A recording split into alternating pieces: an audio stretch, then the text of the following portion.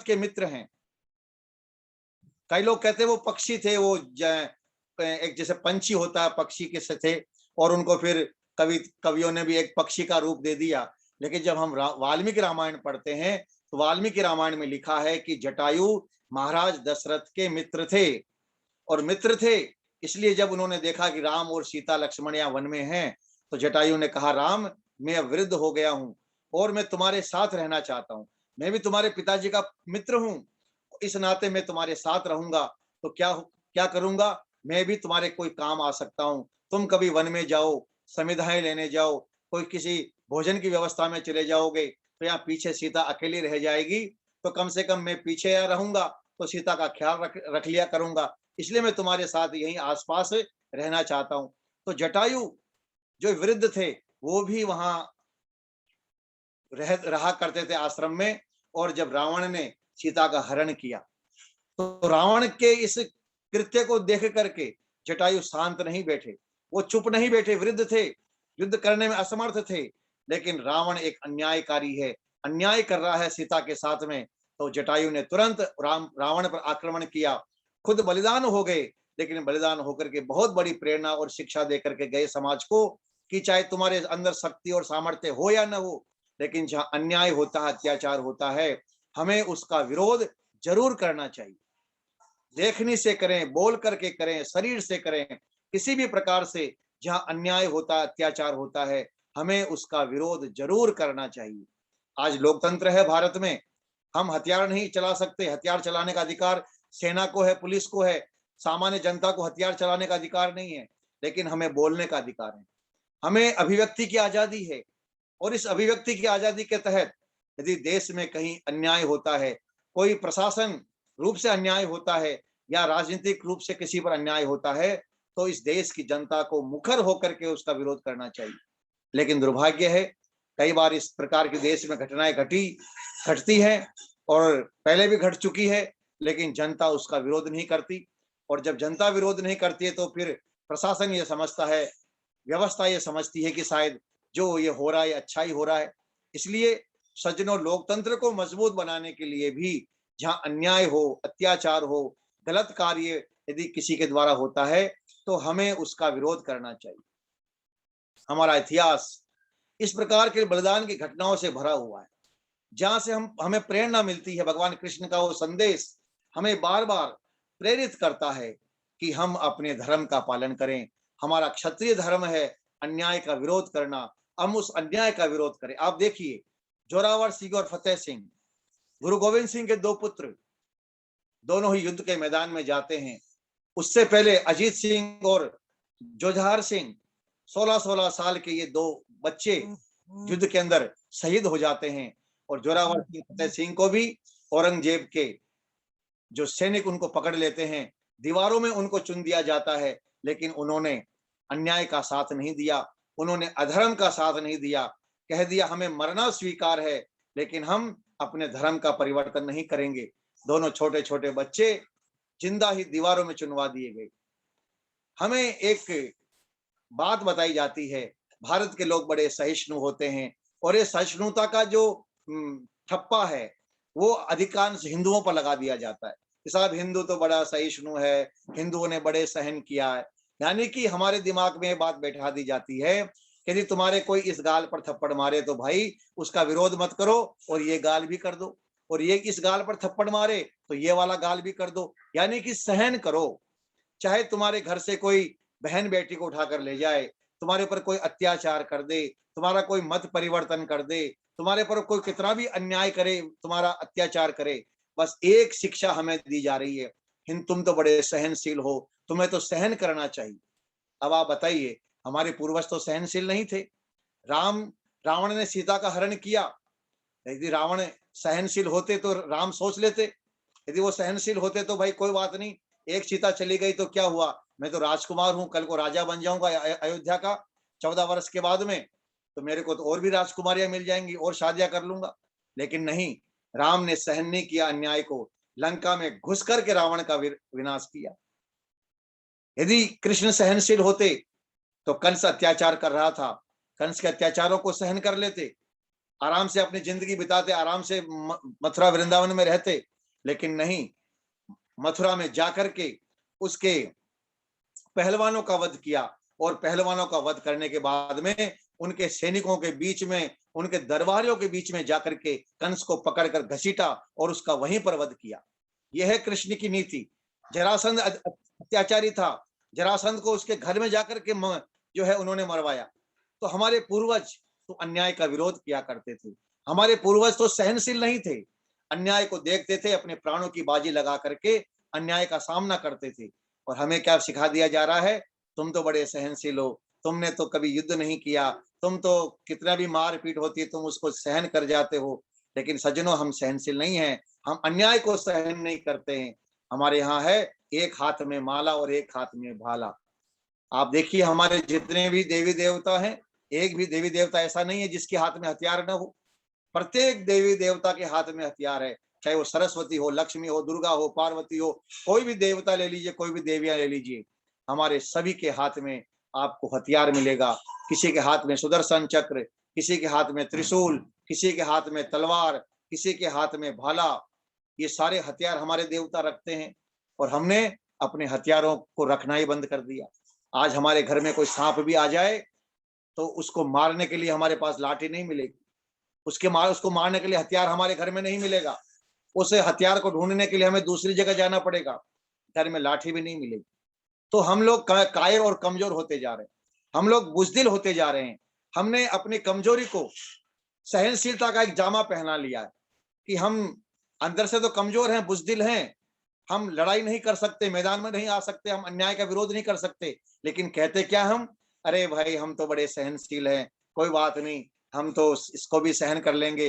हमारे पूर्वज तो बड़े सहनशील थे, लेकिन हमारे पूर्वज सहनशील नहीं थे, वो अन्याय का विरोध क्या करते थे। और महाराणा प्रताप, छत्रपति शिवाजी, बंदा बैरागी जैसे, झांसी की रानी लक्ष्मीबाई, भगत सिंह, चंद्रशेखर आजाद और सुभाष चंद्र बोस। सुभाष चंद्र बोस जब कलकत्ता के प्रेसिडेंट्स कॉलेज में पढ़ते थे, उस समय अंग्रेज प्रोफेसर ने भारतीयों को गाली निकाल दी कि इंडियन तो कुत्ते होते हैं। केवल एक शब्द बोला उसने, लेकिन एक शब्द बोलते ही सुभाष चंद्र बोस उस समय विद्यार्थी थे, उसी समय खड़े हुए और भरी कक्षा के अंदर, भरी क्लास के अंदर उस अंग्रेज प्रोफेसर का खींच करके थप्पड़ मार दिया। कॉलेज से निकाल दिए गए, लेकिन उन्होंने परवाह नहीं करी इस बात की। और उसके बाद आईसीएस परीक्षा पास की, और आईसीएस परीक्षा पास करके चाहते तो कलेक्टर बन सकते थे और बड़े अधिकारी बन सकते थे, ऐशो आराम की जिंदगी उनकी हो सकती थी। लेकिन कहा, मैं इन अंग्रेजों का गुलाम बन करके नहीं रहना चाहता, और मैं इस भारत माता की सेवा करना चाहता हूं।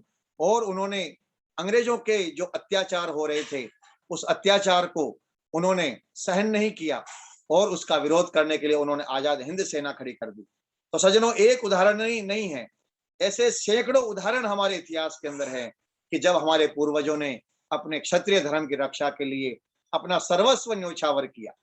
तो भगवान कृष्ण यही संदेश दे रहे हैं अर्जुन को, स्वधर्मम अपि चावेक्ष्य न विकुंपितुम अर्हसि। तुम क्षत्रिय हो, और क्षत्रिय होने के नाते जो तुम्हारा धर्म है, जो तुम्हारा कर्तव्य है, क्षत्रिय कभी अन्याय को सहन नहीं करता है, क्षत्रिय अन्याय का प्रतिकार करता है, विरोध करता है, चाहे उसके लिए उसे कितना भी बड़ा बलिदान क्यों न देना पड़ जाए। वो अपने शरीर की परवाह नहीं करता, वो अपने संपत्ति की परवाह नहीं करता, वो जहां अन्याय देखता है उसका वो विरोध करता ही करता है। तो हमें अपने देश की सेना को, हमें अपने देश की प्रशासनिक व्यवस्था को, हमें अपने देश की राजनीतिक व्यवस्था को ऐसा बनाना चाहिए, हमारे देश की राजनीतिक शक्ति ऐसी मजबूत हो कि कोई दुश्मन हमारी ओर यदि आंख भी उठाए तो उसकी दोनों आंख फोड़ दे हम, ऐसी हमारे पास शक्ति और सामर्थ्य होना चाहिए। आप देखिए, पिछले कुछ वर्षों से मैं किसी राजनीतिक पार्टी का यहाँ विरोध और समर्थन नहीं, मैं नहीं हूं, लेकिन जो सत्य है उसे हमें कहना पड़ेगा, स्वीकार करना पड़ेगा। आज से 2014 से पहले, मोदी जी के आने से पहले हमने देखा, हर बस के ऊपर लिखा हुआ रहता था, अपने किसी अनजान सामान को आप न छुएं, हो सकता है वो बम हो सकता है। आए दिन कभी जयपुर में, कभी दिल्ली में, कभी मुंबई में, कहां कहां बम विस्फोट होते थे।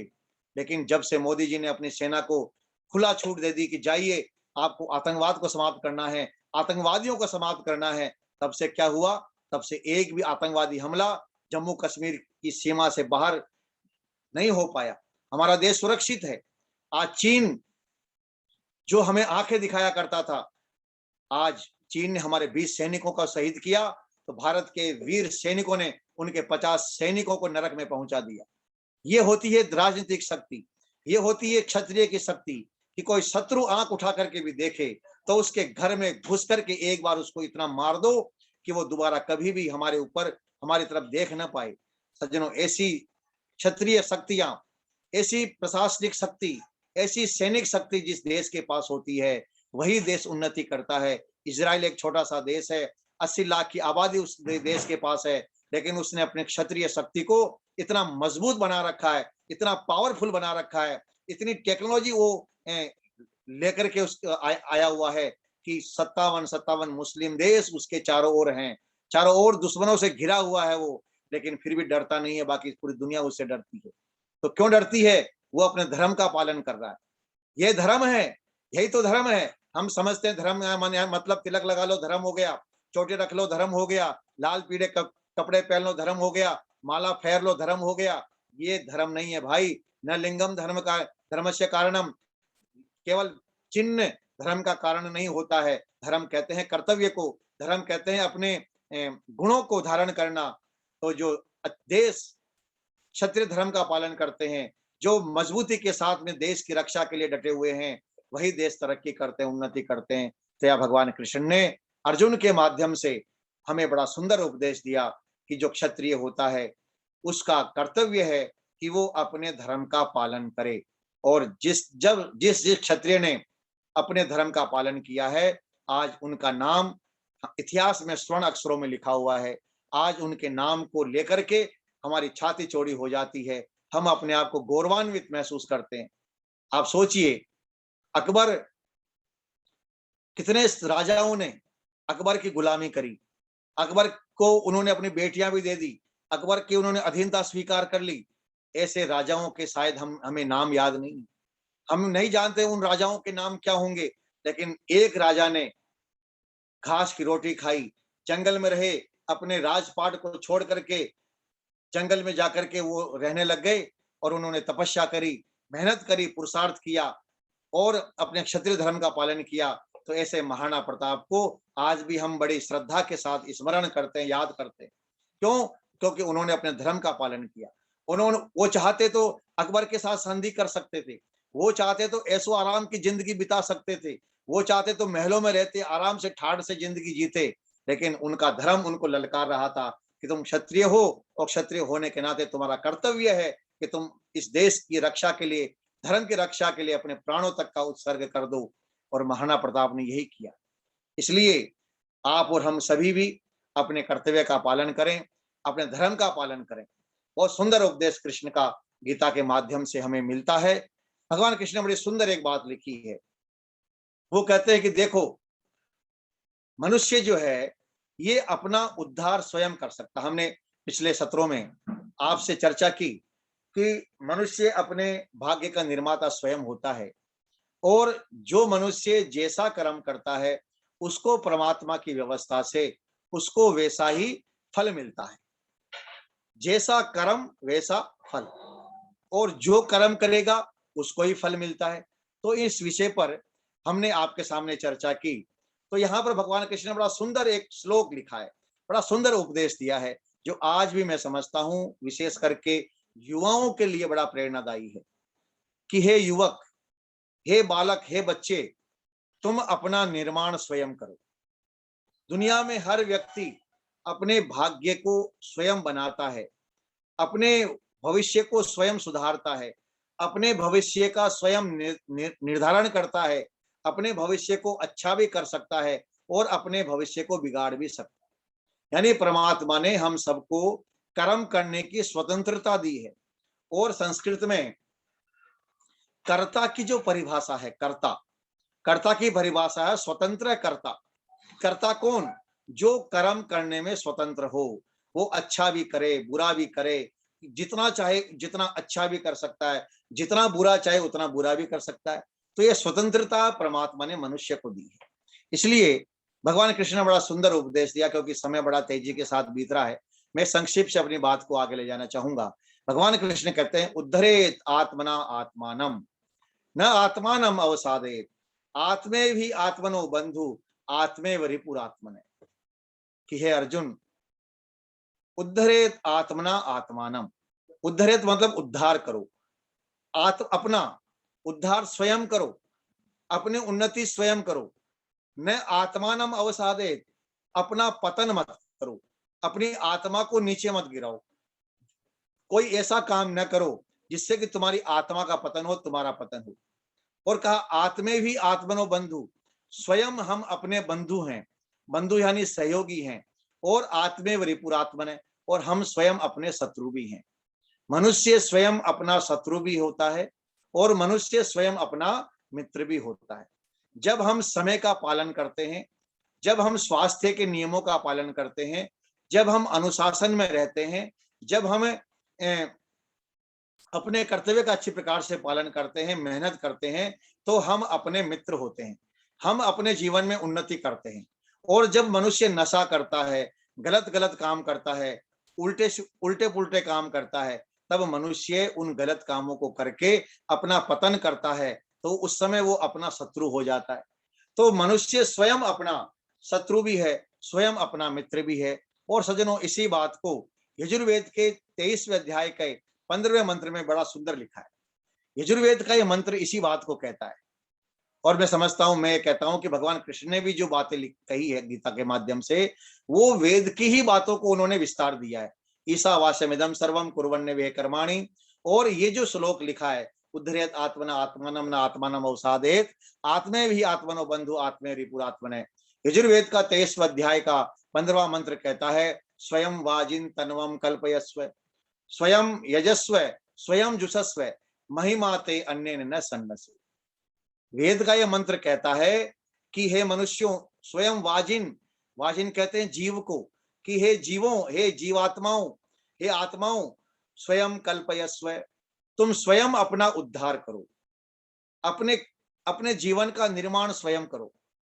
स्वयं यजस्व, तुम स्वयं यज्ञ करो, यज्ञ का अर्थ है सेवा करो, परोपकार करो, अच्छे शुभ कर्म करो। तुम स्वयं यज्ञ करो। स्वयं जुषस्व, स्वयं अपना मनन करो, चिंतन करो कि तुम क्या हो सकते हो, कितना बड़ा अच्छा काम कर सकते हो। महिमा ते अन्य न सन्न से, तुम्हारी महिमा को कोई दूसरा नहीं बिगाड़ सकता। कितना बड़ा सुंदर उपदेश है ये आजकल के युवाओं के लिए।